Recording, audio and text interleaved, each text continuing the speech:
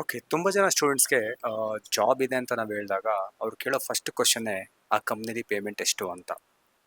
So ಇದು most common ಆಗಿ ಎಲ್ಲಾರ ತಲೆಯಲ್ಲಿ ಬರುವಂತ ಫಸ್ಟ್ ಕ್ವೆಶ್ಚನ್. ಆದ್ರೆ ಡೈರೆಕ್ಟ್ಲಿ ನಿಮ್ಗೆ ಕಂಪನಿಲಿ ಪೇಮೆಂಟ್ ಎಷ್ಟು ಅಂತ ಯಾರು ಹೇಳೋದಿಲ್ಲ. ಸೊ ಯಾಕೆ ಅನ್ನೋದಾದ್ರೆ, ಸೊ ಫಸ್ಟ್ ನೀವು ಇಂಟರ್ವ್ಯೂನ ಅಟೆಂಡ್ ಮಾಡ್ಬೇಕಾಗತ್ತೆ. ಸ್ಕಿಲ್ ಎಷ್ಟಿದೆ ಅಂತ ನೀವು ನಾಲೆಡ್ಜ್ ತೋರಿಸ್ಬೇಕಾಗತ್ತೆ.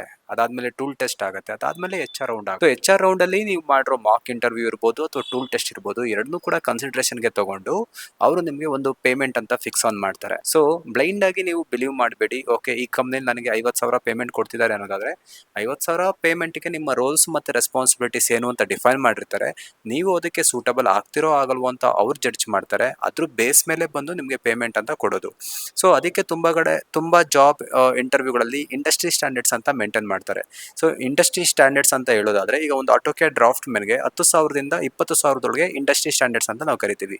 ಬಟ್ ನಿಮಗೆ 10,000ದಿಂದ 20,000 ಒಳಗಡೆ ಎಷ್ಟು ಪೇಮೆಂಟ್ ಬರುತ್ತೆ ಅನ್ನೋದು ನಿಮ್ಮ ಟೆಕ್ನಿಕಲ್ ಸ್ಕಿಲ್ಸ್ ಮತ್ತೆ ನೀವು ಟೂಲ್ ಟೆಸ್ಟ್ ಏನ್ ಪಾಸ್ ಮಾಡಿರ್ತೀರಾ ಅದ್ರ ಮೇಲೆ ಡಿಪೆಂಡ್ ಆಗಿರುತ್ತೆ. ನೆಕ್ಸ್ಟ್ ವಿಡಿಯೋಸ್ಗೆ ಫಾಲೋ ಮಾಡಿ, ಯು ವಿಲ್ ಗೆಟ್ ಅಪ್ಡೇಟ್ಸ್.